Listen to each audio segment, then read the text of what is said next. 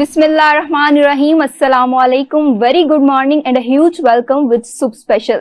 उम्मीद करती हूँ आप सब खैर खैरियत से होंगे, जहां भी होंगे मजे में होंगे। अच्छा, गर्मी की शिद्दत में कमी वाक़या हो रही है और मौसम भी खुशगवार हो रहा है और कहीं ना कहीं इंसान के मूड का ताल्लुक भी है जो वो मौसम से जरूर मैच करता है। कहीं ना कहीं इंसान के मूड का ताल्लुक मौसम से जरूर होता है। अगर मैं अपनी बात करूं तो जैसे ही मौसम खुशगवार होता है तो मेरा मूड भी अच्छा हो जाता है और मेरा दिन भी अच्छा हो जाता है। अच्छा, ये सारी बातें तो चलती रहेंगी, मैं अपने प्रोग्राम को आगे लेके बढ़ती हूँ। आज हमारे साथ अदील राना और अयाज मुनीर मौजूद हैं, जो कि रोडीज क्लब के बानी भी हैं और टूरिस्ट भी हैं। जी अयाज, बताइएगा कि ये रोडीज क्लब क्या है? Ma'am basically first of all thank you so much for inviting us. आपने हमें टाइम दिया कि हम अपने आइडियाज़ और अपनी जो भी इससे पहले की वर्किंग है वो शेयर कर सकें आपसे और लोगों से। बेसिकली रोडीज एक एडवेंचर क्लब है, बाइकर एडवेंचर क्लब है। यूजुअली ये इससे पहले बहुत कम देखने को मिलता था कि बाइकर्स ट्रैवलिंग पे जा रहे हैं नॉर्दर्न एरिया या बाकी एरियाज के अंदर। सो अब बहुत ज़्यादा बूम आ गया है। आज से 10 साल पहले इतना ज़्यादा ये बूम नहीं था। सो ये हमने 2015 में स्टार्ट किया था, उससे पहले हम ट्रैवलिंग कर रहे थे इंडिविजुअली। सो 2015 में हम इकट्ठे हुए सब और हमने डिसाइड किया कि हम एक ऐसा प्लेटफॉर्म बनाएंगे जिसके ऊपर हम पाकिस्तान टूरिज्म को प्रमोट करने की कोशिश करेंगे, कोशिश की जा सकती है। सो हमने वो कोशिश अपनी स्टार्ट की और अल्लाह का शुक्र है कि काफ़ी हद तक कामयाब हुए, लेकिन ऑब्वियस है कि आप जितनी भी एफर्ट कर लें वो कम होती है। सो प्रॉब्लम से भी है कि पाकिस्तान का जो टूरिज्म है उसके ऊपर इतना ज़्यादा फोकस नहीं है, पहले भी नहीं था, अभी भी उस तरह से नहीं है। इस वजह से हम अब ग्रोइंग स्टेज के अंदर हैं, हम ग्राफ को ऊपर लेके जाने की कोशिश कर रहे हैं। सो बेसिक पर्पस हमारा रोडीज क्लब बनाने का ये था कि जब हमने स्टार्ट किया था तो लैक ऑफ इंफॉर्मेशन थी, क्योंकि अभी तो बहुत ज़्यादा मीडिया और एक्सेसिबिलिटी आ गई है इंफॉर्मेशन की, उससे पहले नहीं थी। सो हमें खुद ये प्रॉब्लम फेस करने को मिली थी कि अगर आपने नॉर्दर्न एरिया में जाना है या हमने ट्रैवलिंग करनी है तो आपने किस एरिया में कहाँ जाना है, कैसे जाना है, एक्सेसिबिलिटी के क्या सिनेरियो है। तो मल्टीपल फैक्टर्स थे। सो हमने डिसाइड किया कि चूंकि हमें ये फेस करने को मिल रहा है, सो आगे आने वालों के लिए मुश्किल ना हो। और दूसरी चीज़ ये है कि पाकिस्तान टूरिज्म को प्रेजेंट करने में हमें ये फील हुआ था कुछ जगहों पे पाकिस्तान लैग कर रहा है। अच्छा अदील, मुझे ये बताइएगा कि आपका कितने लोगों का ग्रुप है और ये कैसे आप टूर करते हैं?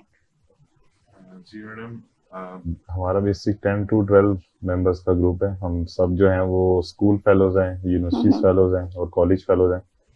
तो जो जितने भी हम फ्रेंड्स थे तो हमने एक सर्कल अपना बिल्ड किया कि एक जो लैंडस्केप है पाकिस्तान का और वीडियोग्राफी के अंदर जो है ये काफ़ी ज़्यादा पाकिस्तान में ना गवर्नमेंट की सतह पे ना ही हमारी जो एक ट्रैवल कम्युनिटी थी उसके अंदर किसी तरह की भी इस तरह की डॉक्यूमेंट्रीज और जो है लैंडस्केप नहीं आते थे। तो उसमें हमने टीम अलाइन की 10 to 12 मेंबर्स की, और जिसमें फोटोग्राफर भी हैं, एडिटिंग के लिए भी है अयाज, मिक्सिंग और एडिटिंग को देखते हैं, और बाकी जो है वो ड्रोन फुटेज वगैरह भी हम इसमें कलेक्ट करते हैं।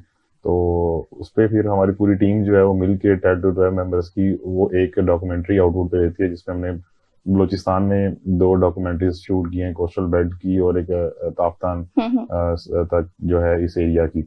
तो उस पर 2 डॉक्यूमेंट्री ऑलरेडी हम दे चुके हुए हैं और गिलगित की हमारी ऑन गोइंग है। तो हमारे जो फ्रेंड सर्कल थे उन्हीं को हमने एक टीम बनाया और टीम बना के जो है वो ये सब चीजें जो ये फिल्म का आइडिया कैसे आया, कैसे बनाई आपने और इस सारे एडवेंचर का कैसे आपको आइडिया आया? देखें, सबसे पहले तो ट्रैवल तो सभी लोग करते हैं, ठीक है, कुछ फैमिलीज के साथ कर रहे होते हैं, कुछ अपने दोस्तों के साथ सिर्फ कर रहे होते हैं। फ्रेंड सर्कल सिर्फ जो है का हम अकेले नहीं मूव करते, वो टाइम से लोग 80-90 से मूव कर रहे हैं। लेकिन इशू यहाँ पे आता था कि लोग जो है वो अपनी जो ट्रैवलिंग है उसको डॉक्यूमेंट नहीं करते थे ताकि वो दूसरे लोगों के लिए भी हेल्पफुल हो।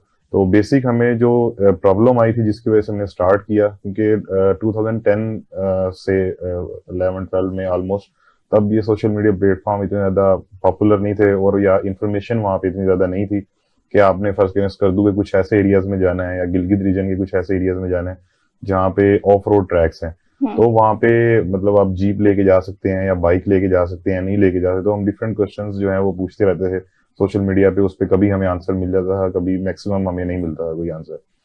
तो उस पे तो हमने ये आइडिया जनरेट किया कि हम कोई अपनी ट्रैवलिंग को एक पूरी डॉक्यूमेंट की शक्ल में ले आए और एक वीडियो की शक्ल में बाय पार्ट्स हम ले आए, ताकि कोई भी हमारी ट्रैवल जो स्टोरी है उसको कंप्लीट देखे, उसके अंदर सारी इंफॉर्मेशन हो उसके इंफ्रास्ट्रक्चर के बारे में कि वहाँ पे रोड है या नहीं है, वहाँ पे आप स्टे कर सकते हैं, कैंपिंग है या होटल चेन है या नहीं, फूड का क्या सिस्टम होगा और कितना आपको एक्सपेंसिव पड़ेगा, कितने आपको बजट किस तरह से बनेगा। तो उसको मद्देनजर रखते हुए कि हमें जो इश्यूज फेस करने पड़ रहे हैं वो दूसरे लोगों को फेस ना करने पड़े। और इसमें यह है कि एक तो पाकिस्तान के लिए भी ये बेस्ट है कि यहाँ के लोकल्स लोग जो ट्रैवल करते हैं, और फॉरेनर्स जो है उनके लिए भी है, क्योंकि इसमें अब तो ऑटो सबटाइटल्स का आ गया, तो इंग्लिश में ऑटो सबटाइटल चल रहा होता है यूट्यूब पे भी, जो भी आप उर्दू में भी बात कर रहे हो तो किसी भी लैंग्वेज में उसको कन्वर्ट आप कर सकते हैं। अच्छा अयाज, मुझे ये बताएं कि ये जो टूरिज्म को प्रमोट करने के लिए पाकिस्तान में आपने ये नया आइडिया जनरेट किया, ये आइडिया आप दोनों में से किसको आया? देखिए, जैसे दिल ने बताया कि ये हमारी कलेक्टिव एफर्ट है। जब भी आप कोई ऑर्गेनाइजेशन देखते हैं तो उसमें वन मैन आर्मी नहीं होता कोई भी, तो टीम एफर्ट होती है। सो अगर आप कोर आइडिया कहें तो वो मेरा और अदील का ही था। एक्चुअली मैं खुद थोड़ा बैकग्राउंड था मेरा इससे मीडिया से रिलेटेड या वीडियो से रिलेटेड। सो मैं स्टार्ट से ही मेरे ज़हन में था कि हम एक वक्त आएगा कि हमने इस स्टेज पे जाना है। सो इनिशियली तो आपको पता है कि आपके पास इक्विपमेंट इतना नहीं होता और बाय द टाइम आप ग्रूमिंग आपके अंदर आती है। सो ये 2015 से हमने स्टार्ट किया था इस आइडिया के साथ, और 19 में हमने 18 और 19 में इम्प्लीमेंट किया था। फर्स्ट डॉक्यूमेंट्री थी, मतलब मैंने जितना सर्च किया मुझे नहीं मिली। सो बलोचिस्तान कोस्टल बेल्ट की अगर आपको कोई डिटेल्ड डॉक्यूमेंट्री मिलेगी तो वो हमारी होगी।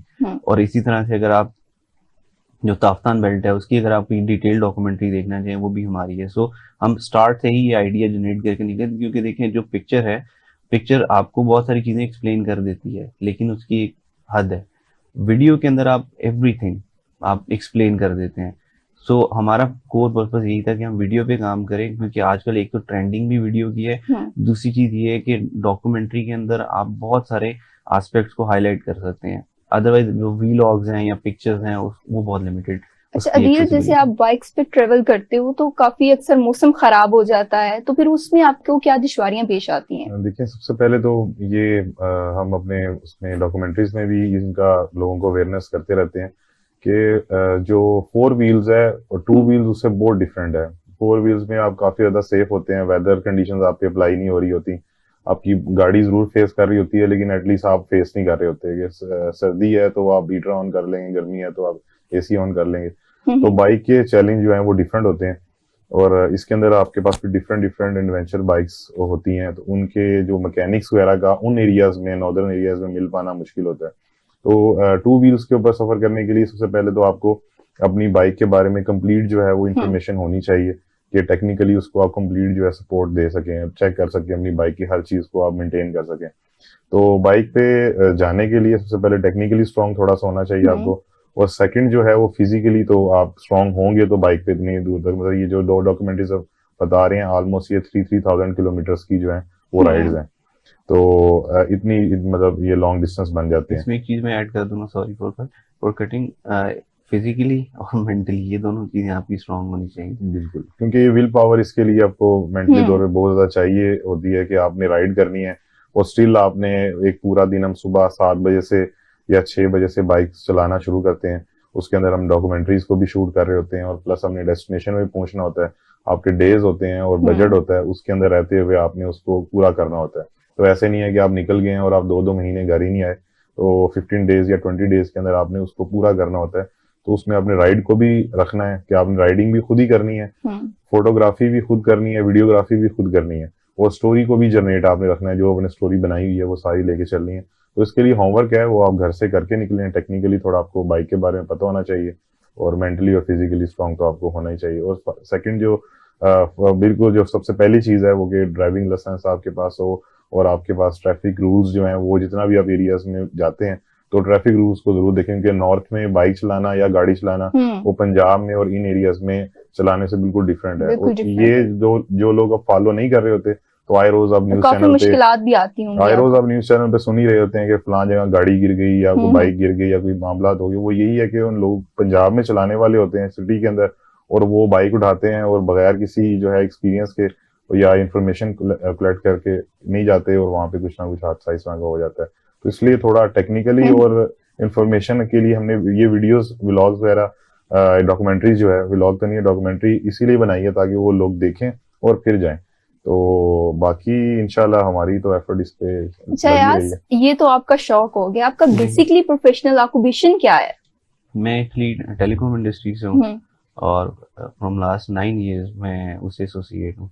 और ये पैरेलल में हमारा एक ये शौक था और एक विजन था कि हमने इसके ऊपर काम करना है, क्योंकि हर इंसान अपने लिए काम करता है और थोड़ा सा लोगों के लिए, मुल्क के लिए भी काम करना चाहिए। तो ये हम्म। बेसिक हमारा पर्पस है कि और अदील, आपका प्रोफेशनल क्या है? जी मैडम, मैंने वैसे तो जो है वो बीटेक ऑनर्स किया हुआ स्टडी में, मैंने गवर्नमेंट जॉब भी की है 6 to 7 years। और उसके बाद फिर हमारा प्रोफेशन जो है, इसी शौक से हमारा प्रोफेशन जो है डेवलप हुआ है।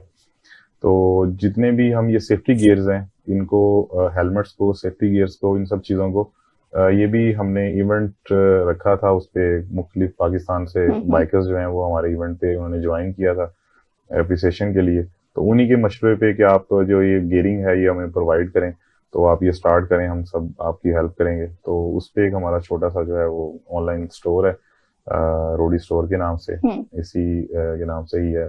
तो उस पे हम ऑल ओवर पाकिस्तान में जितने भी सेफ्टी गियर्स हैं, जो जैकेट्स पहनते हैं, नी एल्बो पहनते हैं, या हेलमेट्स जो हैं वो अमेरिकन स्टैंडर्ड अप्रूव हैं और यूरोपियन स्टैंडर्ड अप्रूव हैं, जो कि बाकायदा को स्टैंडर्ड अप्रूव हैं। यहाँ पे तो जो हमारे हेलमेट्स मिल रहे हैं जो मुख्तलिफ ब्रांड्स के, वो तो नीचे जमीन पे गिराएं तो वो टूट जाते हैं। अच्छा, तो मतलब आपके जो हेलमेट्स होते हैं वो डिफरेंट होते हैं? हाँ जी, डिफरेंट होते हैं वो, मतलब उनकी क्रैश जो है वो ऑलमोस्ट के इतनी उनकी मजबूती होती है कि वो उसके ऊपर से अगर गाड़ी वगैरह का भी टायर गुजर जाए तो हेलमेट ब्रेक नहीं होता।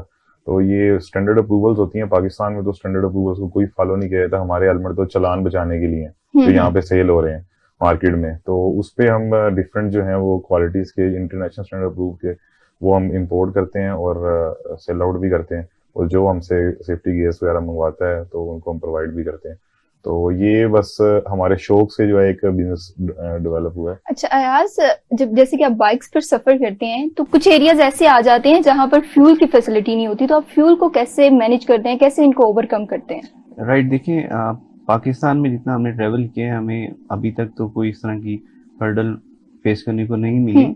हाँ, उसमें ये आप जरूर कह सकते हैं कि कुछ एरिया है जहाँ पे पेट्रोल पंप्स प्रॉपरली नहीं होते, लेकिन आपको जो लोकल एजेंसीज होती हैं जिन्होंने पेट्रोल रखा होता है अपने पास, वो हो जाता है। अदरवाइज आपकी बाइक जो यूजुअली हम यूज करते हैं, उनकी कैपेसिटी इतनी जरूर होती है कि वो आपको 300 to 400 किलोमीटर का ट्रेवल करवा देती हैं।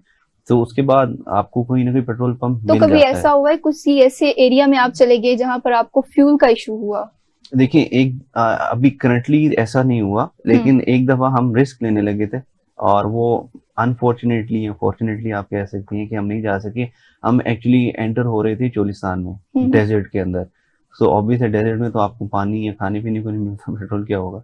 सो हम वहां पे जाने लगे थे, लेकिन वो ड्यू टू सम रीजन हम वापस आ गए, क्योंकि कुछ टेक्निकल इश्यूज आ गए थे, तो जिसकी वजह से हमें वापस आना पड़ गया। तो अदरवाइज जितना हमने, लाइक जिस तरह बलूचिस्तान है, उसमें आप कह लें कि हम फुल आरपीएम के ऊपर, लाइक 100-120 पे अगर हम स्पीड पे जा रहे हैं, तो हम 30 मिनट्स कांस्टेंट बाइक चला रहे हैं। तो उसके सराउंडिंग में आपको एक कोई बंदा या कोई परिंदा भी नहीं नजर आता, यानी इतना वो बैन लैंड है। तो उसमें भी हमें इशू नहीं आया, पेट्रोल पंप मिल जाता है। तो अगर कोई कहता है कि नहीं है, तो माइट भी हम शायद उस एरिया में कभी ना गए हो, लेकिन जितने एरियाज में घूमे, पेट्रोल की एक्सेसिबिलिटी हो जाती है।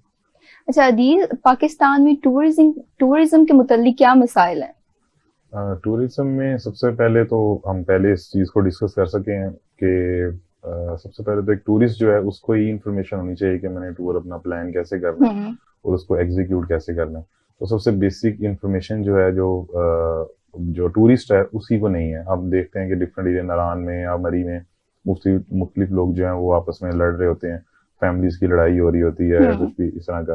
तो एक तो होटल चैन को भी अवेयरनेस उस तरह से नहीं है कि वो कस्टमर को कैसे डील करे, और टूरिस्ट की भी बाकायदा से इसमें कुछ भी हमारी तरफ से कुछ भी टीवी चैनल्स पे या मुख्तलिफ जगहों पे इस चीज़ की गाइडलाइन दी नहीं जाती। तो सबसे पहली तो हमारी ये इशू है कि हमें खुद जो है वो टूर ही नहीं करना आता लोगों को ना, कि मतलब टूर को प्लान कैसे करना है और आगे हमने क्या बिहेवियर रखना है, दूसरे लोगों के कल्चर क्या, हमने जिस एरिया में जा रहे हैं, बस करें आप नॉर्थ में जाते हैं तो उनका जो कल्चर है उसकी रिस्पेक्ट करनी है। मतलब लास्ट कुछ डेज में सोशल मीडिया पे वीडियोस आ रही थी कि वहां पे लोग उनके जो फ्रूट के दरख्त थे तो उनकी वो पूरी पूरी शाखें और टहनियां ही तोड़ रहे थे। तो उन्होंने वीडियो लगाई थी कि एटलीस्ट आप फ्रूट खाना है तो फ्रूट तोड़ लें, उनकी टहनियां तो ना तोड़ें।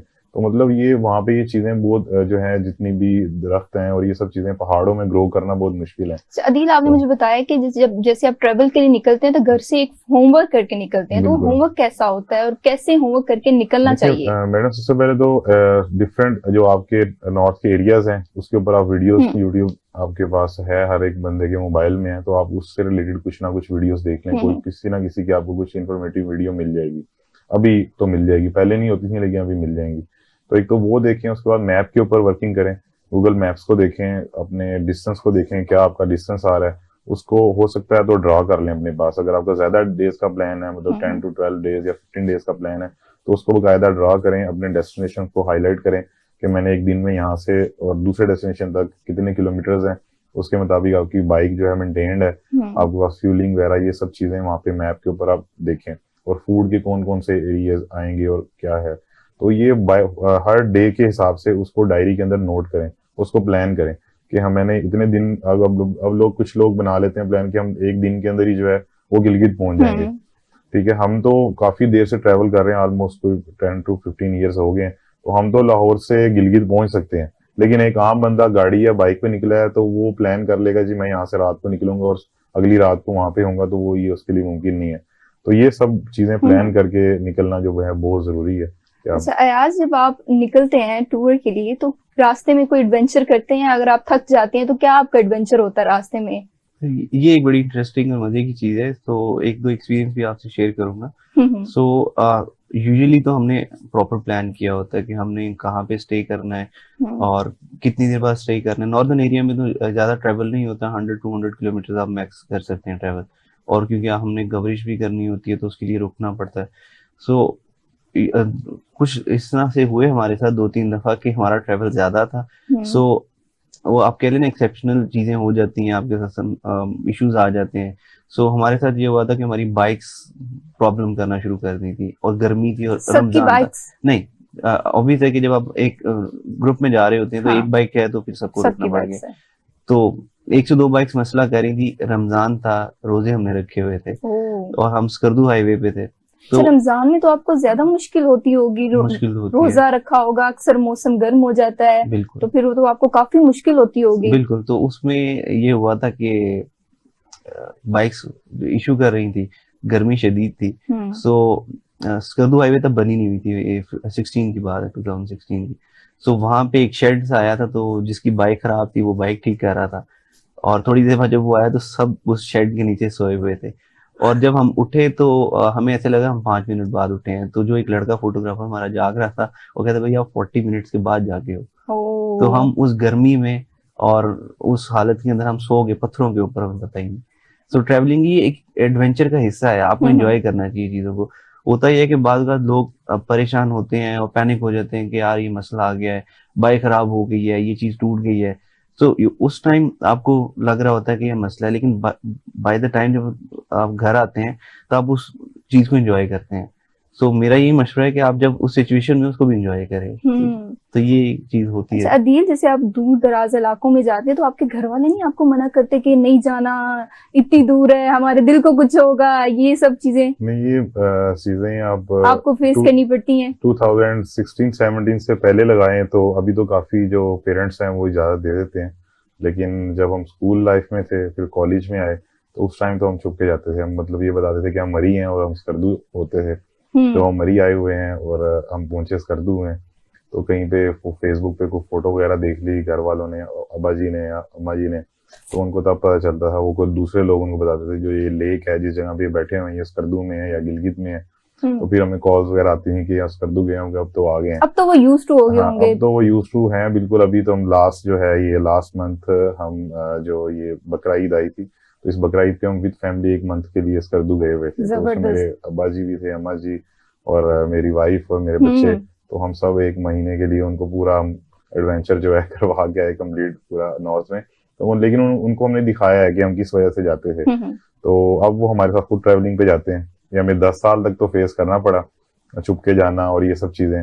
तो सबसे मुश्किल मरहला कौन सा था उस दौरान के? सबसे मुश्किल जो था वो अयाज को तो घर से परमिशन मिल जाती थी, इनकी वालदा जो है वो बहुत सपोर्टिव थी। अच्छा। तो वो बल्कि इनका बैग जो है वो खुद पैक करती थी जब अच्छा। जाने से पहले। तो हमारे अब्बा जी जो है वो बहुत डरते थे कि कहीं बाइक पे ही मतलब कहीं गिर ना जाए। हर एक वालदैन जितने भी हैं सबको इस चीज का डर होता है।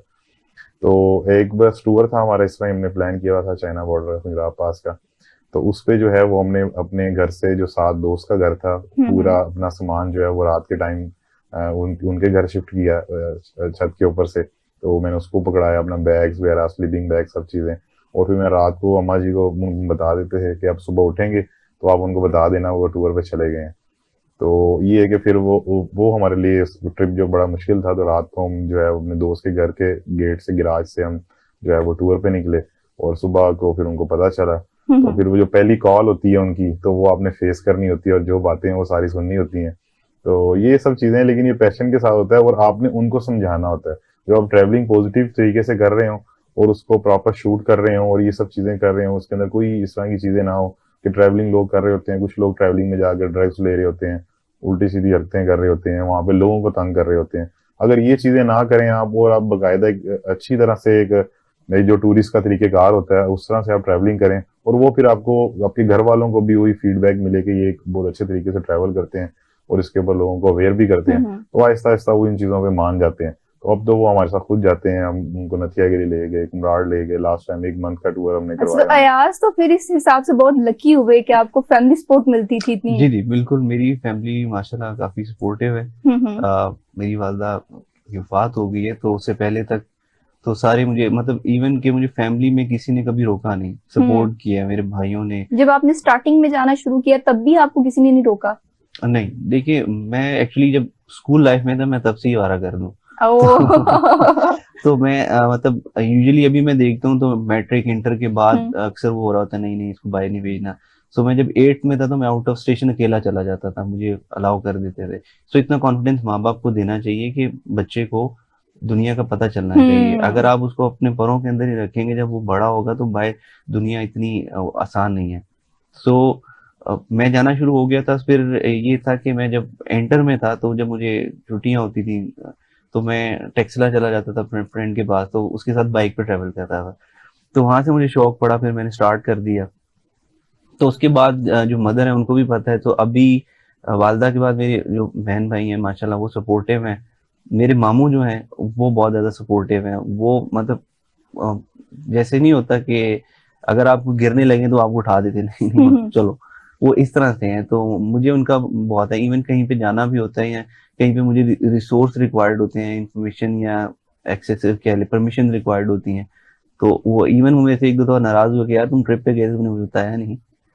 जब हम अयाज, ये जो टूरिज्म का दूर दराज मुल्कों में ढांचा कैसे तैयार किया जा सकता है? दूर दराज मुल्कों में, देखिए आप, आई गेस आप क्वेश्चन कर रही हैं कि पाकिस्तान की जो वो है नॉर्दर्न एरियाज, नॉर्दर्न एरिया ही है, उसकी कंट्रीज की बात कर रही है नॉर्थ? नहीं, पाकिस्तान के नॉर्दर्न एरियाज में इनका जो है टूरिज्म का ढांचा कैसे तैयार किया जा सकता है? देखिए मैम, इसमें काफी ज्यादा फैक्टर्स इन्वॉल्व हैं। इसमें आपकी गवर्नमेंट का भी रोल होना चाहिए, और इसके अलावा वहाँ की लोकल कम्युनिटी का भी रोल है। वहाँ की जो लाइक बल्तिस्तान है, वहाँ के लोग काफी एजुकेटेड हैं, उनको चीजों का पता है, लेकिन ऑब्वियस है कि वो बहुत दूर हैं और उनकी एक हद तक एक्सेसिबिलिटी है चीजों के लिए। सो सबसे पहले ना, जैसे दिल ने बात की, एजुकेशन, ठीक है, आपको एजुकेट करना पड़ेगा लोकल कम्युनिटी को, गवर्नमेंट को खुद स्टेप्स लेने पड़ेंगे। आपको नाउ हाउ जरूर होनी चाहिए, देन आप स्टार्ट करें। ये स्क्रैच है। जब आप यहाँ से स्टार्ट नहीं करेंगे, आप कहेंगे कि मैं वहां पे डेवलपमेंट करवा दूं, वहां पे इंफ्रास्ट्रक्चर बेहतर कर दूं, वहां पे बिल्डिंग बन जाए, उससे काम नहीं चलेगा। सबसे पहले आपको स्क्रैच से स्टार्ट करना पड़ेगा। एक हमारी नेबर कंट्री है, अगर आप मे बी आप उसको समझें, तो वो मैं उनको ऑब्जर्व करता रहता हूँ। वो अपनी हर एड के अंदर, हर चीज के अंदर वो उस अपनी कंट्री और उसकी ब्यूटी का करते हैं कोड, कुछ भी है वो करते हैं, ठीक है। तो आप लोगों के जहन में एक इमेज क्रिएट करना शुरू कर देते हैं कि ये हमारा मुल्क है, हमने इसकी केयर करनी है। मैं आपको, आपने जो क्वेश्चन किया, मैं अभी तक उस तक आया नहीं हूँ, क्योंकि उस तक आने के लिए पहले आपको स्क्रैच से स्टार्ट करना पड़ेगा। एजुकेशन, आपके जो टूरिस्ट हैं उनको नहीं है नॉलेज।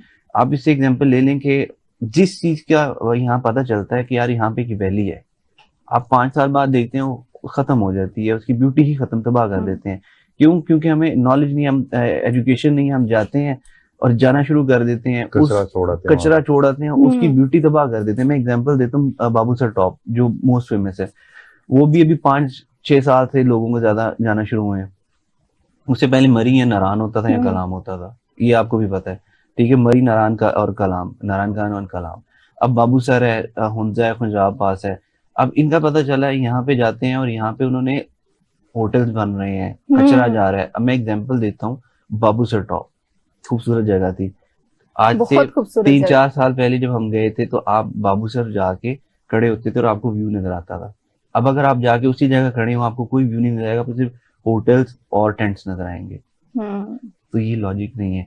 सो अगर आप डेवलपमेंट करना चाह रहे हैं, टूरिज्म को प्रमोट करना चाह रहे हैं, पहले एजुकेशन पे काम करें, उसके बाद इंफ्रास्ट्रक्चर और जो भी वहाँ पे एक्सेसिबिलिटी है उसके ऊपर काम करें। अगर आप ये चीजें बना देंगे तो ये लोग जाके तबाह कर देंगे। बिल्कुल अच्छा ऐसे अदील, आप लोगों की नेक्स्ट डेस्टिनेशन कौन सी है? नेक्स्ट हमारी डेस्टिनेशन वैसे तो हमने ये 2014-15 की प्लान की हुई है, लेकिन हमारे मुल्की हालात की वजह से अभी तक उसको हम नहीं कर सके। तो हमारी वजीरिस्तान की नेक्स्ट डेस्टिनेशन, बल्कि इस ईयर की भी हमारी डेस्टिनेशन वजीरिस्तान थी, तो हम स्कर्दू चले गए। उससे पिछले साल भी हमारी डेस्टिनेशन वजीरिस्तान थी, तो हम चित्राल रीजन चले गए।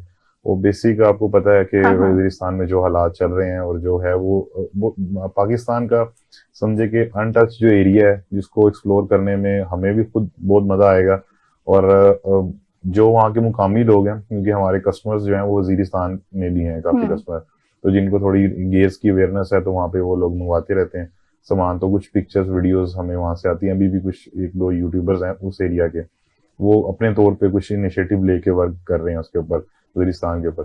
तो पाकिस्तान का नॉर्थ के बाद अगर कोई लैंडस्केप है, तो वो सेकंड अगर उसको हम नंबर पे रखें तो वो वजीरिस्तान का है। देन उसके बाद बलोचिस्तान, और फिर आपका लास्ट में पंजाब का आता है। तो वजीरिस्तान हमारा इंशाल्लाह नेक्स्ट डेस्टिनेशन होगा, लेकिन उसमें हमने लास्ट ईयर भी उस पर कोशिश की, इस साल भी कोशिश की, लेकिन वो काफी ज्यादा सिक्योरिटी रीजंस की वजह से क्लियरेंस हमें नहीं मिली। क्योंकि वहाँ के जो एफसी होती है या आर्मी होती है, हमारे जो भी अदारे वहाँ पे हैं, तो वहाँ पे हम अपनी अप्रूवल भेजते हैं कि हम इन एरियाज को विजिट कर सकते हैं। तो अगर वो हमें ग्रीन सिग्नल दे दें, तो देन हम उनको विजिट कर सकते हैं। जी अयाज, मैं आपसे ये कहना चाहूंगी कि आपकी हुकूमत पाकिस्तान से क्या इल्तिजा है कि टूरिज्म को कैसे सपोर्ट करें? बिल्कुल, देखिए, ऑब्वियस है कि हम जैसे जितना भी टूरिज्म प्रमोट हुआ है, हमारे मुताबिक ये लोकल्स ने किया है। गवर्नमेंट का उस तरह से इनिशिएटिव इतना ज्यादा नहीं था। सो और ऑब्वियस है कि गवर्नमेंट है तो इसका इम्पैक्ट ज्यादा है। सो जैसे मैंने भी इसे कुछ देर पहले बात की कि एजुकेशन पे काम करना चाहिए। अगर आप टूरिज्म को प्रमोट कर रहे हैं, तो आप उसकी एजुकेशन बाय द टाइम, देखिए हमारे पास कितने मीडिया चैनल्स हैं। ठीक है, किसी भी एक मीडिया चैनल पे कोई स्पेसिफिक प्रोग्राम नहीं होता। ठीक है, ये कलमी है, और एक आध चैनल अभी स्टार्ट हुआ है। तो आप उसको स्क्रैच से स्टार्ट करें, देन वहाँ के जो एरियाज हैं उनको डेवलप करना स्टार्ट करें, और सबसे मेन चीज वहाँ पे वेस्ट मैनेजमेंट सिस्टम, उसके ऊपर फोकस करें। ठीक है, ये छोटे छोटे स्टेप हैं। अब वहाँ पे टीडीसीपी है, आपने वहाँ पे अपना एक टीडीसीपी या पीटीडीसी के एक होटल बना दिया हर एरिया के अंदर, तो ये प्रमोट करना नहीं होता मेरे ख्याल से। आप वहाँ पे रेगुलेशंस को अप्लाई करें, सिस्टम्स को अप्लाई करें, एक प्रॉपर मैकेनिज्म वहाँ पे करें, इंफ्रास्ट्रक्चर को बेहतर करें, मीडिया कैंपेन चलाएं, लोगों को अवेयर करें। सिक्योरिटी के जो मामलात हैं उसकी वजह से बहुत ज्यादा हर्डल आती है। एक चीज ये कि जब तक वो सॉल्व नहीं होंगे तब तक टूरिज्म, अभी जितना भी टूरिज्म आ रहा है वो ज्यादातर बल्तिस्तान के लिए आ रहा है। जो हिच चेकर्स हैं या जो एडवेंचर लवर्स हैं या यूट्यूबर्स हैं, वो कुछ छोटा सा चंक है जो आपके ओवरऑल पाकिस्तान में कराची चला जाता है, पेशावर चला जाता है। लेकिन जो ट्रेडिशनल टूरिस्ट है वो सिर्फ बल्तिस्तान जाता है। सो हमारा सिर्फ टूरिज्म बल्तिस्तान ही, हाँ देखा जाए तो उधर बहुत कैपेसिटी है टूरिज्म को, कि अगर हम बल्तिस्तान को ही डेवलप कर दें तो हमसे टूरिज्म संभाला ना जाए। मैं एक एग्जांपल देता हूँ, पाकिस्तान में 2019 के स्टैट्स हैं, 1.9 मिलियन टूरिस्ट आए थे और 1.1 बिलियन का रेवेन्यू था। ये एक इंडस्ट्री है। गवर्नमेंट शायद अभी तक इस चीज को अंडरस्टैंड नहीं कर पाई कि ये एक इंडस्ट्री है, इसको फोकस करना चाहिए, यहाँ से रेवेन्यू। मैं इंडिया की एग्जांपल देता हूँ, वहाँ पे 10.9 मिलियन इंटरनेशनल टूरिस्ट आए और उन्होंने 29.9 बिलियन रेवेन्यू जनरेट किया इस इंडस्ट्री ने। सो हमारे पास भी बहुत ज्यादा कैपेसिटी है। हम उसका शायद 1 या 2% पे काम कर रहे हैं। तो इसी के साथ मैं अदील का भी मैसेज लेना चाहूंगी कि आपकी क्या इल्तिजा है कि हुकूमत से कि कैसे हमें वो सपोर्ट करें। जी, मेरा मैसेज यही है कि सबसे पहले तो वो अयाज की बात कोई कि हम जब तक इसको इंडस्ट्री नहीं मानेंगे तब तक इसके ऊपर हम कुछ नहीं कर सकते हैं। तो इसके ऊपर देखें, जॉब्स जो हमारे नॉर्दर्न एरिया से लोग आके पंजाब में जॉब करने आते हैं और कराची जॉब करने जाते हैं, सिंध के अंदर जॉब करने जाते हैं, तो उनको तो यहाँ पे बिल्कुल आने की जरूरत ही नहीं है। तो उनके पास जो है तो उनको अगर वही प्रमोट कर दिया जाए उनकी लोकेशंस को, तो वो मेरे ख्याल से हमें वहां पे बुलाएं। ठीक है, पंजाब के लोगों को बुलाएं, बल्कि दूसरे कंट्रीज से लोग आके वहां पे जॉब करें। तो सबसे पहले तो ये चीज है कि उसको इंडस्ट्री माना जाए, और जो हमारी लोकेशंस हैं जैसा नारान है या हुंजा है या डिफरेंट एरियाज जो हैं जिनको हम बिल्कुल खत्म करते जा रहे हैं, कि आपका एक लैंडस्केप है और लैंडस्केप के सामने एक होटल खड़ा हो जाता है। ठीक है, तो ये इस तरह की तजावुजात और इस तरह के जो बेफजूल किस्म के, जिसका मतलब वो मकसद नहीं है कि लैंडस्केप लोग देखने आए हैं, उस लैंडस्केप के आगे 10 होटल खड़े हो गए तो वो कमर्शलाइज हो गया है। तो इसके ऊपर आप देखेंगे, आप जितने भी दूसरी कंट्रीज के लैंडस्केप देखें, आपको बिल्कुल छोटे छोटे हट्स नजर आएंगे और पूरी ग्रीन वैलीज नजर आएंगी। तो जो वो देखने आए हैं उनको वो दिखाएं, वो होटल के रूम्स देखने नहीं आए लोग। तो इंटरनेशनल लेवल के पे जिस पर टूरिज्म को प्रमोट किया जाता है उस पर इनिशिएटिव लें। अपने जो लैंडस्केप हैं उनको बिल्कुल क्लीन रखें, वेस्ट मैनेजमेंट सिस्टम हो, और जो इंफ्रास्ट्रक्चर वहां पे डेवलप हो वो उस माहौल के मुताबिक हो। ये नहीं कि वहां पे कोई 10 जो फ्लोर्स का एक होटल जो है जो पंजाब में बना है वो नॉर्थ में उस वैली के अंदर बन जाए, तो इस तरह का नहीं, बिल्कुल उस माहौल के साथ रिजेम्बल। इस पे हम कोई कानून बनाएंगे या उसके ऊपर कोई लॉ बनाएंगे कि यहाँ पे इस तरह से नहीं हो सकता, तो वो चीजें हो। अभी आप लेक सैफुल मलूक पे चले जाएं तो एक टाइम में आज से कोई 10-15 साल पहले वो बहुत ही खूबसूरत झील थी। अब उसके बिल्कुल फेस के ऊपर एक जो कंक्रीट का एक पूरा होटल बन चुका हुआ है। तो उस पे वहां पे उसका काम ही नहीं है। वो आप नीचे नारान के अंदर बनाएं और ऊपर वाले जो लैंडस्केप है जो उसकी मेन अट्रैक्शन है उसकी, तो उसको जो है वो बिल्कुल क्लीन रखे। अच्छा, टूरिज्म की बातें सुनकर मैं इतना एंजॉय कर रही हूँ कि मेरा प्रोग्राम खत्म करने को दिल ही नहीं चाह रहा, पर क्या करूँ, मेरी मजबूरी है। बहुत शुक्रिया अयाज और अदील आपका, और इसी के साथ सुब स्पेशल के फर्स्ट सेगमेंट का मैं इख्तिताम करती हूँ।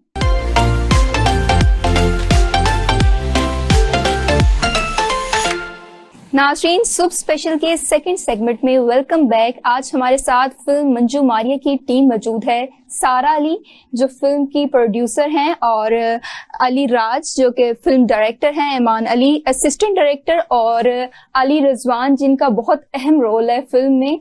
और सबसे पहले तो हम फिल्म का टीजर देखते हैं।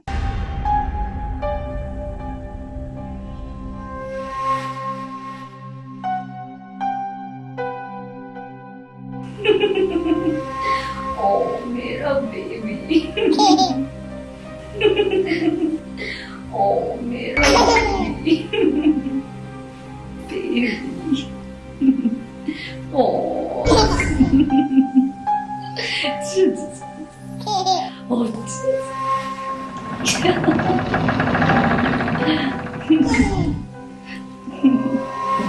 No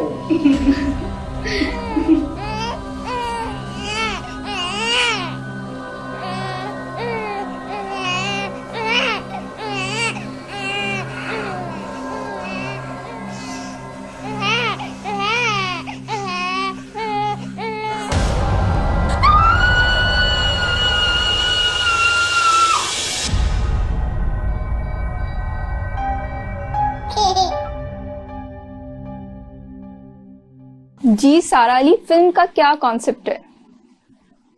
basically mystery love story है, और इसी के गिर्द सारी फिल्म, रोमांस भी है फिल्म में और मिस्ट्री भी है। बाकी ऑडियंस देखेगी तो वो मेरा ख्याल है कि ज्यादा मिस्ट्री नहीं, ओपन हो तो ज्यादा बेहतर है। लेकिन एक कोशिश है कि एक नई स्टोरी के साथ, मतलब कुछ हट के पब्लिक को देखने को मिले। अपनी तरफ से तो पूरी ट्राई है। आगे जब आप लोग सिनेमा में जाएंगे तो तब बताएंगे कि क्या दिखता है। बेसिकली मिस्ट्री स्टोरी है और 3 लोगों के गिर्द घूमती है, ट्रायंगल लव स्टोरी भी है। तो बस बेसिक यही, बाकी सिनेमा हॉल में आप लोग जाएंगे तो देखेंगे। अच्छा अली, आप जी ये बताएं कि ये फिल्म का आइडिया कैसे आया आपको? बेसिकली मैं एक और फिल्म के ऊपर काम कर रहा था, स्क्रीन प्ले पे। तो मेरे जो फिल्म के राइटर हैं अहमद मेराज, उन्होंने मेरा स्क्रीन प्ले मेरे साथ मेरे सब्जेक्ट डिस्कशन चल रही थी, तो उन्होंने ना मुझे ये कहा कि अली भाई मेरी एक स्टोरी है, वो मैंने बहुत पहले सोची थी, तो वो इस तरह से उन्होंने ब्रीफ की। तो मुझे बहुत अट्रैक्शन नजर आई स्टोरी। फिर मैंने अपनी फिल्म जो मैं लिख रहा था उसको पोस्टपोन किया, और मैं और वो मुझे बातें करते करते मुझे पार्किंग पे ले गए। वहां पार्किंग पे खड़े खड़े सुबह हो गई, इसी सब्जेक्ट के ऊपर डिस्कशन करते करते। यानी सब्जेक्ट के अंदर जो उसने मेरे साथ डिस्कस किया, और उसके अंदर उस टाइम पे इतना जो है ना ग्रिप थी। तो हम डिस्कस करते करते जब देखा अज़ानें हो गई हैं, फिर मैंने कहा कि यार हम ना कल से इस पे काम करते। मैं दोबारा स्क्रीन प्ले, स्टोरी उसकी थी, फिर स्क्रीन प्ले मैंने कहा मैं मेंटेन करता हूँ उसका। तो उसने कहा ठीक है। फिर जो है ना बेसिकली मुझे वहां से जो है ना मैंने अपने सब्जेक्ट को होल्ड करके इस पे फिर काम शुरू किया, क्योंकि इसके अंदर बहुत पोटेंशियल था। तो फिल्म के दौरान आपको किन मुश्किलात का सामना करना पड़ा? मुश्किलात बेसिकली काफी आती हैं। स्टार्ट बेसिकली हमने जब स्टार्ट लिया, मैंने स्क्रीन प्ले मेंटेन करके, फिल्म तो तभी से स्टार्ट हो गई थी जब से मैंने आपको बताया। तो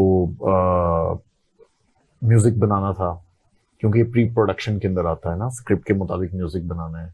फिर बजट्स का इशू आ गया काफी ज्यादा। फिर मैं और मेरा राइटर, फिर हमने खुद म्यूजिक इन्वेस्ट करके म्यूजिक बनाया, स्टोरी कंप्लीट की।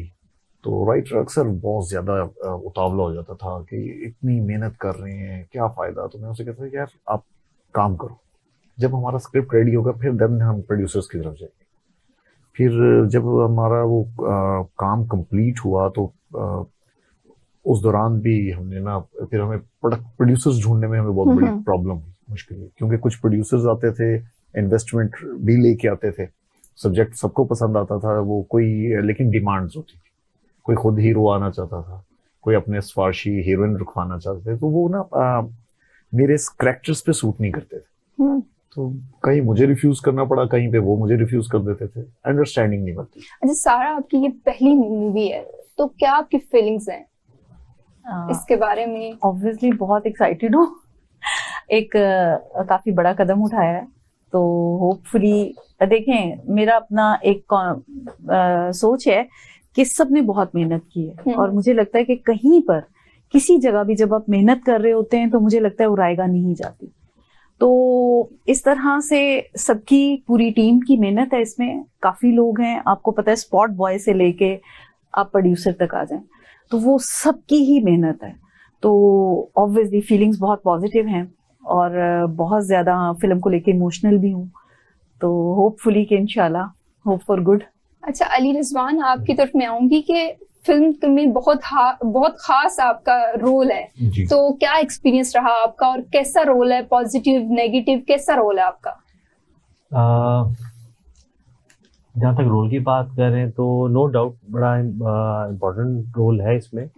और मेरी पर्सनल ख्वाहिश थी, जब ये स्टोरी डिस्कस हो रही थी, तो इसमें मतलब बहुत सारे कैरेक्टर्स थे, लेकिन जो ये कैरेक्टर की जब बात आई तो मेरे अपने दिल में भी ख्वाहिश थी कि मैं जो ये रोल चूज करूं और मुझे किसी तरीके से ये मिल जाए। लेकिन खैर बात आई गई होगी। फिर ये हुआ कि जब ऑडिशंस का सिलसिला स्टार्ट हुआ, तो उसमें फिर ये हुआ कि फिर मैंने भी फिर कहा जी मतलब मेरा भी ऑडिशन लेके देखें कि क्या सूरत हाल है, कि क्या मैं इस काबिल हूँ कि मैं ये इस फिल्म का हिस्सा बन सकूं और इसमें कुछ अपने कुछ आउटपुट दे सकूं। तो ये हुआ कि जब हुआ तो इत्तेफाक से जब ये बात हुई तो उन्होंने उसी रोल के लिए ही मुझे फिर कहा कि जी ये रोल है, ये आपका है। तो मैं तो मुझे क्या अंदर आप से ये बता सकेंगे थोड़ा सा कि आपका पॉजिटिव रोल है या नेगेटिव? ये तो देखें, मेन चीज ये है कि एक जब कोई चीज बहुत इंपॉर्टेंट होती है ना, उसको जितना आप उसको हिडन रखा जाए, तो आफ्टर जब आप स्क्रीन पे जाते हैं तब देखने का मजा आता है कि वो क्या चीज थी जिसके लिए मतलब एक ख्वाहिश थी और वो पूरी हुई, और वो क्या था। तो आपका एक्सपीरियंस कैसा रहा? नो डाउट जी, मेरा फर्स्ट एक्सपीरियंस था फिल्म के लिए। उससे पहले मतलब ड्रामास भी किए, टीवी सीरीज भी करते रहे, लेकिन ये ऑब्वियसली फिल्म मतलब मेरी फर्स्ट मूवी है, तो इससे बहुत कुछ सीखने का मौका मिला, बहुत कुछ। क्योंकि हर जो सेगमेंट होता है, मतलब वो टीवी कमर्शियल ले लें, ड्रामाज ले लें, सबका एक टेम्पो डिफरेंट होता है। तो शुरू में मुझे डेफिनेटली बड़ी प्रॉब्लम आई कि हम उसी टेम्पो पे चल रहे थे, लेकिन फिल्म का टेम्पो थोड़ा सा चेंज होता है। फिर ये हुआ कि सब टीम ने बहुत सपोर्ट किया, हमारे डायरेक्टर ने मुझे बहुत सपोर्ट किया इस करेक्टर को लेकर, चीज़ें समझाई बताई। फिर उसके ऊपर यह कि जब मेहनत बहुत थी हम सब की लेकर, तो नो डाउट बहुत मज़ा आया काम करके, और चीज़ें आपको देखने को मिलेंगी कि कुछ था।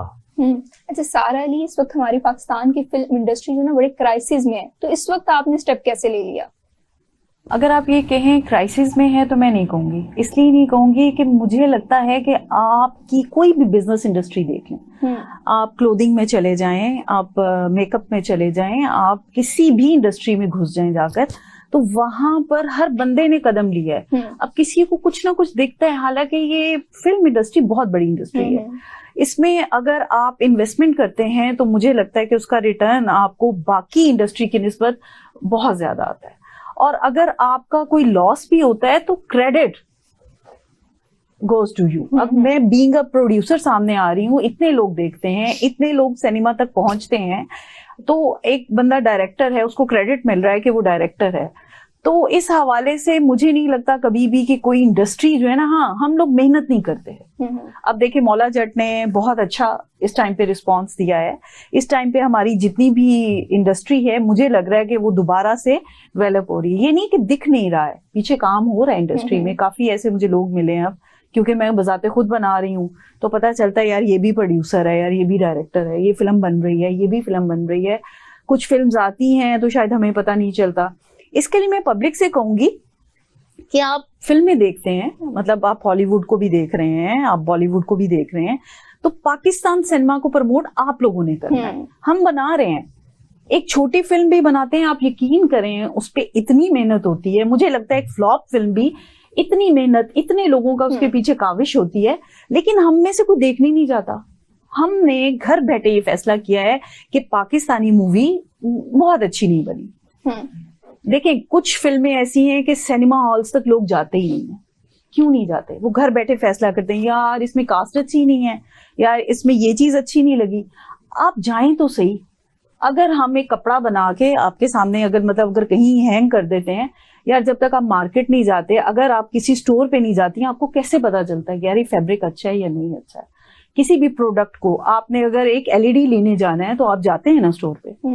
फिल्म को भी चांस दें, अपनी फिल्म को देखें। हम अपने ब्रांड को खुद उठाते हैं। अगर आप खुद ही कहेंगे हॉलीवुड अच्छा बना रहा है, बॉलीवुड अच्छा बना रहा है, यार आप लोग सिनेमा तक पहुंचेंगे तो पाकिस्तान भी अच्छा बनाएगा। ये तो बात आ गई लोगों पर। इसे पाकिस्तान की फिल्म इंडस्ट्री को कैसे प्रमोट किया जा सकता है? खुद वो पाकिस्तान की फिल्म इंडस्ट्री कैसे आगे बढ़े, जैसे आप बाकी फिल्म इंडस्ट्री को देखते हैं? देखें, इसके लिए मुझे लगता है कि फिल्म्स बनानी पड़ेंगी।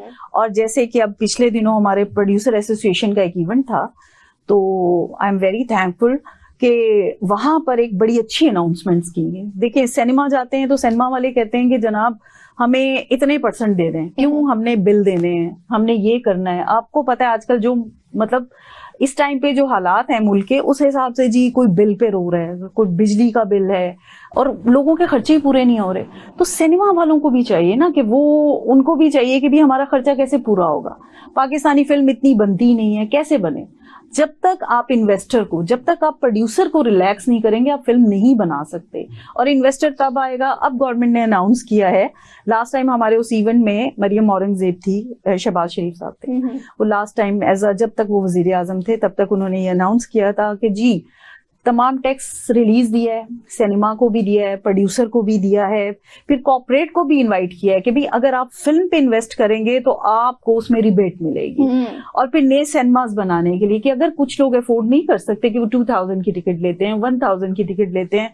आपको पता है हम उस मुआशरे में इस टाइम पे जी रहे हैं जहां पर 5000 निकालना एंटरटेनमेंट के लिए गरीब आदमी के लिए मुश्किल है। कि एक गरीब आदमी अगर अपने 2 बच्चों के साथ, अपनी बेगम के साथ सिनेमा जाना चाहे तो नहीं जा सकता। तो हम क्या कर रहे हैं उनके लिए?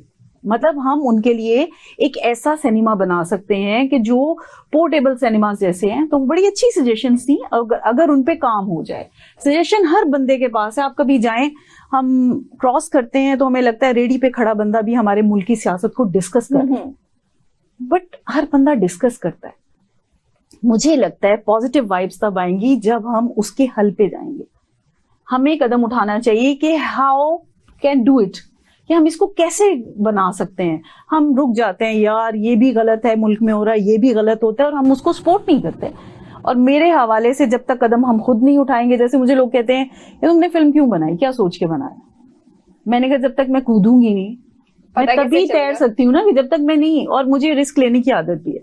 मैं अपने बाकी बिजनेसेस में भी मैं कहती हूँ कि जब तक आप काम नहीं करोगे आपको कैसे पता चलेगा। जब तक हर काम में प्रॉफिट लॉस है, पाकिस्तान में आ जाए, अब से बहुत पहले चले जाएं तो यही सिनेमा इंडिया पाकिस्तान मिलके बनाता था, और यहाँ की मूवीज को वो लोग कॉपी करते थे।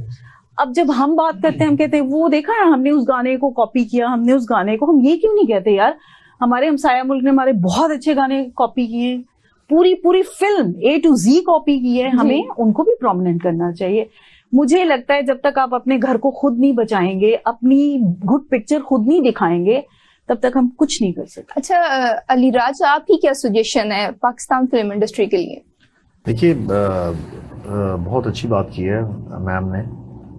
असल में गवर्नमेंट की सपोर्ट बहुत ज़रूरी है, और जो है जितनी भी बड़ी इंडस्ट्रीज हैं, हमसाया मुल्क की इंडस्ट्री देख लें, UK, लंदन, हर जगह की गवर्नमेंट सपोर्ट करती है, और बल्कि फाइनेंस बजट्स देती है, क्योंकि ये अकॉर्डिंग टू द मार्नल ब्रांड और दुनिया का सबसे बड़ा बिजनेस है, और आपकी नेशन को इंट्रोड्यूस करता है, वर्ल्ड वाइड इंट्रोड्यूस करता है। हमारी जो फिल्म रिलीज होती है, पाकिस्तानी मूवी जब पूरे वर्ल्ड में जाती है, तो वो पाकिस्तान को प्रेजेंट कर रही होती है, हमारी थॉट्स को प्रेजेंट कर रही होती है।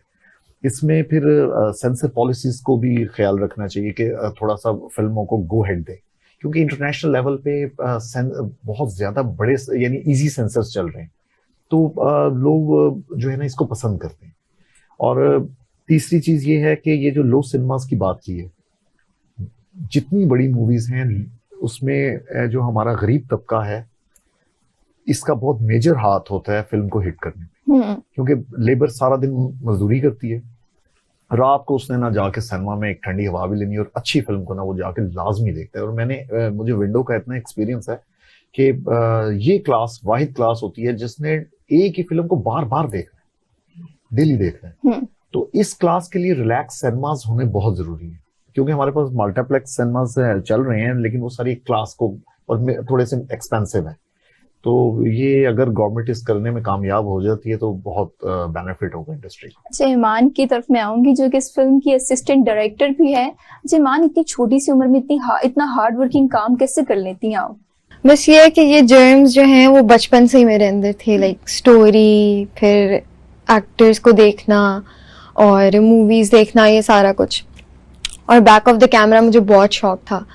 तो फिर इसी तरह स्कूल कॉलेज में कॉम्पिटिशन्स होते थे, डॉक्यूमेंट्री, फिल्म मेकिंग, तो उसके अंदर पार्ट ले लेना, फिर फिल्म्स को डायरेक्ट करना, वहाँ पे कॉम्पिटिशन्स में जाना, विन करना।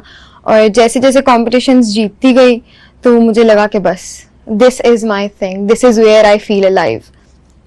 तो फिर उसके बाद जब मुझे पता चला कि ये AD के लिए इंटरव्यूज हो रहे हैं और they are giving opportunities to new generation young people, तो मैंने कहा कि मुझे जाना चाहिए। फिर मैं गई, मैंने इंटरव्यू वगैरह दिया, अपना पोर्टफोलियो दिखाया, तो अल्लाह का करम हुआ कि इन लोगों ने मुझे चूज कर लिया। अच्छा अली, मैं आपकी तरफ आऊंगी कि आपने अपनी फिल्म में सारी नई कास्ट की है, उसकी क्या वजह है?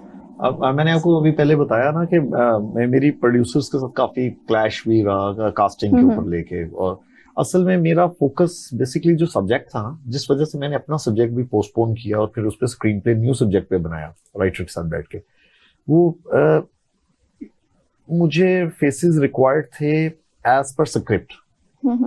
तो उसमें मैं थैंकफुल हूँगा, मेरी जो प्रोड्यूसर है इन्होंने मुझे बहुत सपोर्ट किया। यानी कई जगहों पे मैं थोड़ा सा डर भी जाता था कि यार, लेकिन इन्होंने कॉम्प्रोमाइज नहीं किया और इन्होंने कहा कि जैसे आपको रिक्वायर्ड है ना, आप वही कास्ट करो।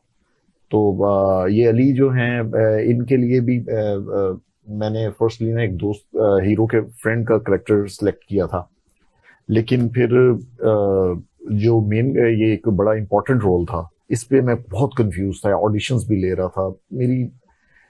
मैंने कहा क्यों ना, जब इसने बात की ना, मैंने कहा चेक करता हूँ, लेकिन ही प्रूव्ड हिज सेल्फ इसने वो जब किया तो फिर अब जब आप देखेंगी और लोग भी देखेंगे तो मुझे लगता है कि इसका character will be a prominent in Pakistan industry. तो अच्छा होगा। जिस फिल्म के दौरान आपके साथ एडवेंचर कौन से हुए? बहुत एडवेंचर हुए हैं, ना पूछें। नॉर्दर्न गिलगित सारा शूट किया अच्छा। और वहां पे -2 टेम्परेचर में, यानी ये कभी यानी हीरो हीरोइन को पौना घंटा आबशार के बीच में बैठ के शूट करना और प्रॉपर शिवरिंग। और फिर हीरोइन तो कहती थी कि अली राज तुम करके दिखाओगे तो मैं करूंगी। तो फिर मुझे खुद उनको मोटिवेट करने के लिए बैठना पड़ता था पानी पूरी मूवमेंट के जी। डेफिनेटली आपको पता है कि लीडर जो होता है उसको पहले खुद जंप करना पड़ता है, फिर पीछे आर्मी तो आती है। तो और भी जब मिट्टी का काम शुरू हुआ तो इनके ऊपर मिट्टी डस्ट इतनी, ये फिल्म की टोन ही और होती है। हमारे जरा आम ड्रामा या टीवी में हम जरा नीट एंड क्लीन बैठते हैं, जैसे अभी बैठे हुए हैं, तो ये तो और चीज है और बड़ा अच्छा एनवायरनमेंट है यहाँ का। फिल्म के अंदर वॉट लगती है। तो मतलब ये होता था कि जब हम लोग गिलगित गए हैं तो गिलगित में कोई हमारे साथ कोई 35 + 40 लोग थे जिनको हमको मैनेज करना पड़ता था। सुबह सुबह 5-6 बजे कॉल टाइम है, सबके स्टिक लेके ना, इवन मैं खुद जाके नहीं उठ रहा है कोई तो स्टिक जाके ना उनके डोर पे नॉक करती थी, यार उठ जाओ। मेकअप मैन को पहले उठाना पड़ता था, मेकअप मैन उठे, हीरोइन सबसे पहले तैयार करनी पड़ती थी। उस सब के हालात इतने बुरे। और वहां पर ना एक जंग का टाइम भी होता था। मतलब जब बहुत ज्यादा लोग इकट्ठे होते हैं तो आपको होता है थोड़ा बहुत आपस में वो भी होता है, उन सबको भी हैंडल करना पड़ता था। फिर खाने को देखना, चीजें फिर टाइम पे पहुंचना। क्योंकि हिल स्टेशन में ना लाइट का बहुत इशू होता है। एक तो मॉर्निंग भी लेट होती है और जल्दी खत्म हो जाती है, ये सबसे बड़ा प्रॉब्लम। फिर रीच, हमने एक जनरेटर मंगवाया और वो 4 दिन लग गए उसको नलतर में पहुंचते और बीच में एक जगह लटका रहा, सिर्फ लाइट लेनी थी और वो जनरेटर तो इतनी हैवी लाइट हो नहीं सकती। फिर कई जगहों पे वोल्टेज बहुत कम होते थे, जनरेटर भी बैठ जाते थे, यानी और -2 टेम्परेचर, तो सब जो है ना। ईमान का कैसा एक्सपीरियंस रहा? और उसमें तुम्हारे स्टडी को मसला तो नहीं हुआ? कितने दिन आपने फिल्म शूट करने में लगा दी तो स्टडी डिस्टर्ब नहीं हुई? मेरी स्टडी इसी तरह है, बिकॉज मैं आर्ट यूनिवर्सिटी में हूँ, तो वहाँ पे हमें लीव मिल जाती है। अगर हम इस तरह का कोई काम कर रहे हैं तो वहाँ पे आराम से लीव मिल जाती है। उसके अलावा जहाँ तक एक्सपीरियंस की बात है तो I have learned a lot. मैंने इतना स्टडीज़ में नहीं सीखा जितना प्रैक्टिकल करके सीखती हूँ। ऑब्वियसली बात है, आपको स्टडीज़ में वो चैलेंजेस नहीं आते हैं जो आप प्रैक्टिकल करके सीख रहे होते हो। ईमान, आप क्या कहना चाह रही हैं कि प्रैक्टिकल ज्यादा करना चाहिए ताकि आप ज्यादा सीख पाएं? अच्छा सारा, मैं आपकी तरफ आऊंगी कि आप पंजाब की इस वक्त पहली प्रोड्यूसर हैं, तो क्या फीलिंग है आपकी? पंजाब की पहली प्रोड्यूसर अब हूँ, वरना बहुत बड़े नाम है, बिल्कुल ऐसे ही है। मतलब ये नहीं कह सकते, हम नहीं भूल सकते शमीमा राजी को, संगीता जी को, और भी शायद कुछ ऐसे नाम हो जो मैं शायद भूल रही हूँ। लेकिन ये है कि हाँ, कदम उठाया है अब। मतलब अच्छी प्रोड्यूसर्स काम कर रही हैं इस टाइम पे, निदा यासिर कर रही हैं और बाकी भी काफी आप देखें उनके पीछे वो है।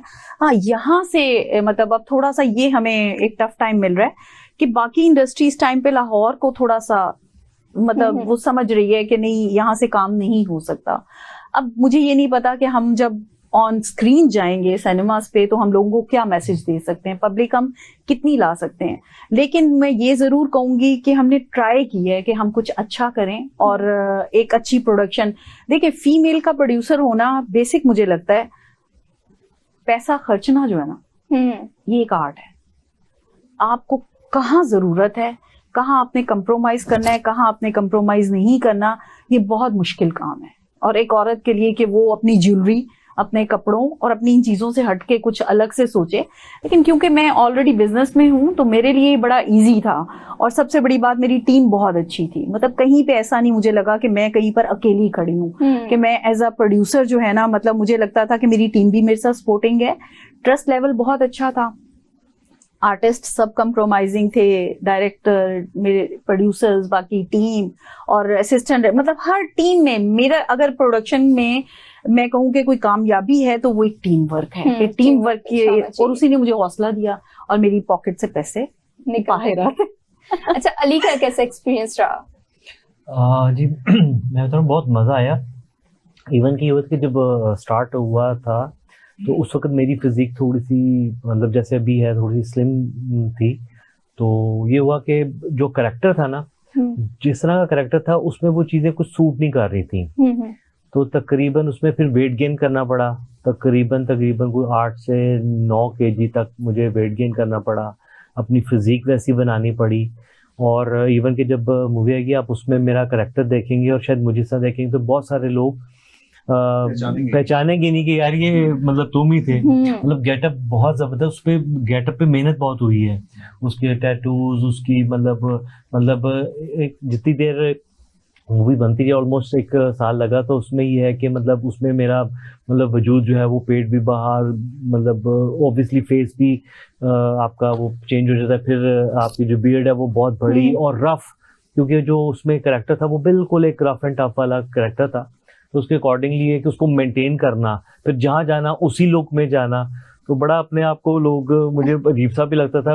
इस दौरान कुछ काम भी आए, फिर वो भी वैसे ही करने पड़ रहे थे, तो वो काम कुछ मिल भी नहीं रहे थे कि यार इसकी ना तो फिजिक है ना तो इसकी वो है कि मैं उसको चेंज नहीं कर सकता था, क्योंकि इतना बड़ा सिनेरियो आप छोड़ के। सबसे ज्यादा मुश्किल जो अली के लिए था ना, ये आज असल में मुझे जब प्रोड्यूसर की रात को कॉल आई क्या इंटरव्यू है एक, तो फिर मैंने स्पेशली अली का और ईमान के बारे में भी कहा कि इनको भी होना चाहिए, क्योंकि ये एक्टर के अलावा ना एक आर्ट डायरेक्टर भी रहे हैं फिल्म में। तो वो था कि 2 आर्ट डायरेक्टर से, जिनमें से ना स्टार्टिंग अली ने हैंडल की, फिर बाद में वो अरशद साहब आ गए।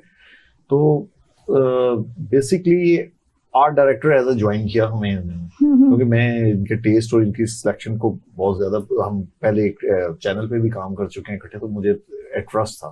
फिर देन इन्होंने अपने कैरेक्टर की डिस्कशन की ना, तो फिर मैंने कहा कि नहीं, ही कैन डू। लेकिन क्या है कि इनके लिए ज्यादा चैलेंजिंग था अपने करैक्टर के साथ जो है ना, फिर साथ वो पूरा सेट्स मेंटेन करना, और वो एक बहुत बड़ा चैलेंज था। तो फिर जब इसका करैक्टर जब सीन शुरू होता था, फिर मैंने भूल जाओ सब, मैं बिल्कुल डिस्कस नहीं करना सेट पे क्या हो रहा है क्या। तो ये अक्सर गेटअप में अंदर आके ना, ये वो पीछे वायर नजर आ रही है, मैंने कहा यार छोड़ दो। तो ये जो है ना बड़ा प्रॉब्लम रहा, लेकिन मजा आया काम।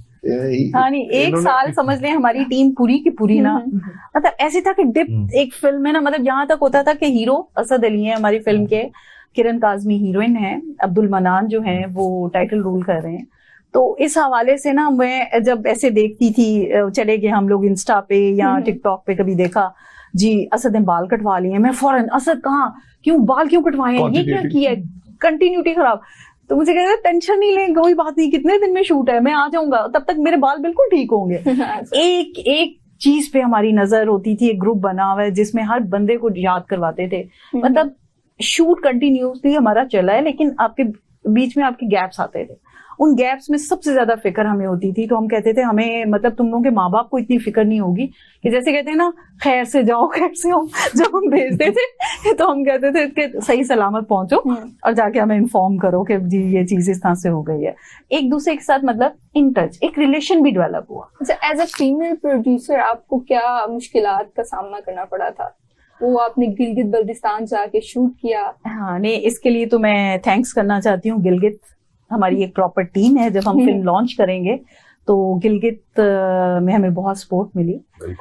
वहाँ के स्पेशली जुनेद अब्दुल्ला साहब हैं, मतलब वो समझें कि फिल्म का एक हिस्सा है, और वो बेसिकली ये चीज है कि बहुत ज्यादा सपोर्टिंग रही हमें गिलगित की। मतलब बीइंग अ फीमेल, मुझे लगा कि ये कहना मुश्किल है, बीइंग अ फीमेल आपको ज्यादा सपोर्ट मिलती है।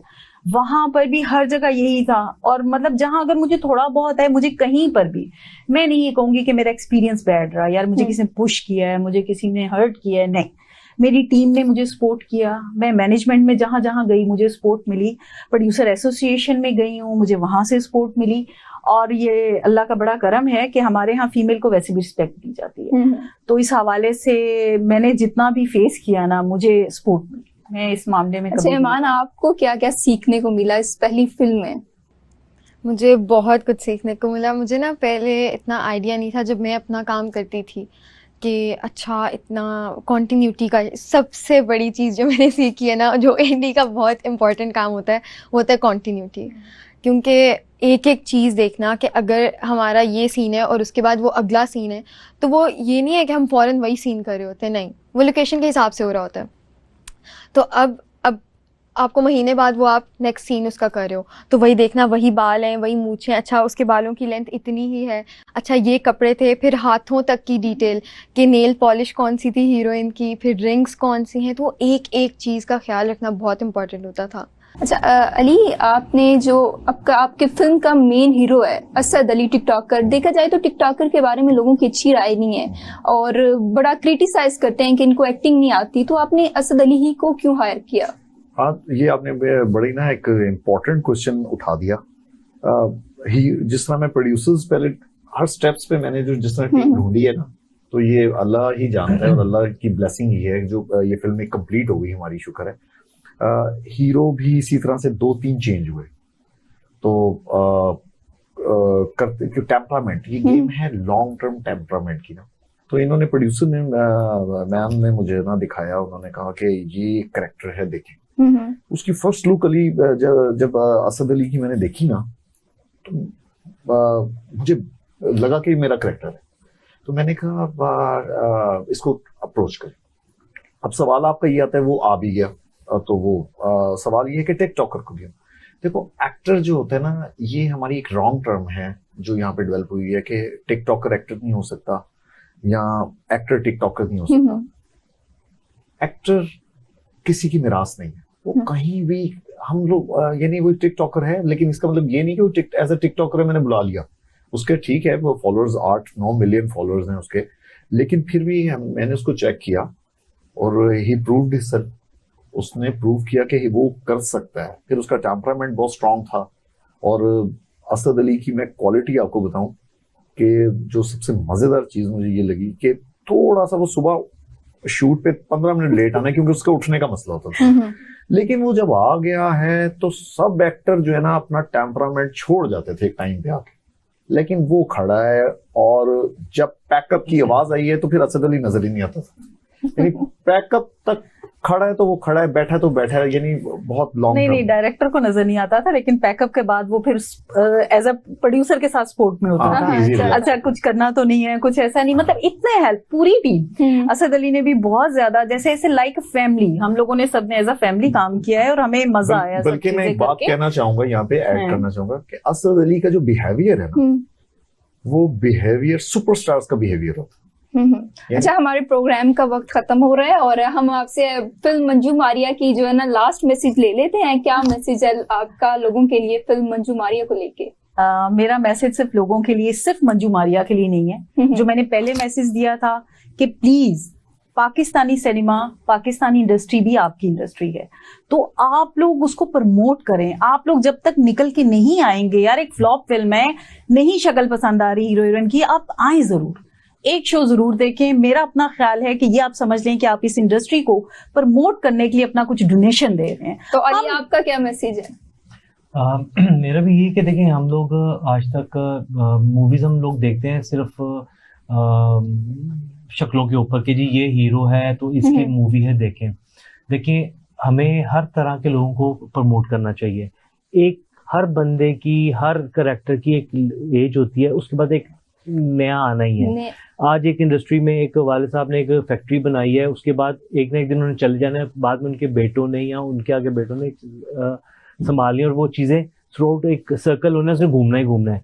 तो हम लोग चाहिए कि हम लोग नए लोगों को भी प्रमोट करें, उनको भी हम लोग सामने लेकर आए, ताकि हमारे पास नए से नए लोग आए। और ये जरूरी नहीं है कि जो नए लोग हैं उनमें कुछ टैलेंट नहीं होगा या वो कोई अच्छा काम नहीं कर पाएंगे, तो हमें चाहिए कि उनको भी हम लोग प्रमोट करें। अच्छा। और अपनी मेन जो, सॉरी आपकी बात कर रहा हूँ, ये कि हमें अपनी इंडस्ट्री को खड़ा करने के लिए उसको जब तक उसका साथ नहीं देंगे, कोई भी चीज साथ नहीं चल सकती। अली राज, एज अ डायरेक्टर आपका क्या मैसेज है लोगों के लिए?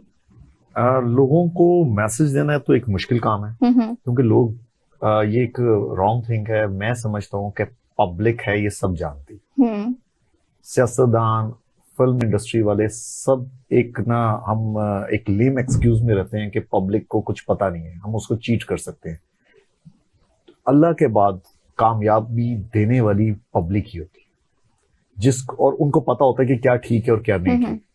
तो सिर्फ ये है कि गलतियां कोताहियां हमारी वो दरगुजर करें और हमें प्रमोट करें और हमें देखें एक दफा, और बाकी अच्छा होगा तो वो जरूर हमें जो है ना अप्रिशिएट करेंगे। I trust on my public. अच्छा ईमान अली, जो हमारी यंग जनरेशन एक्टिंग में आना चाहती है, एक्टिंग की फील्ड में आना चाहती है, उनको आप क्या मैसेज देना चाहेंगी?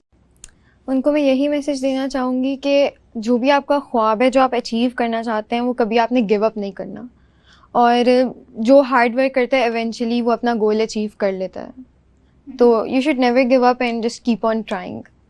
बहुत शुक्रिया आप सबका। इंशाल्लाह कल मुलाकात होगी एक नए प्रोग्राम के साथ विद सुप स्पेशल।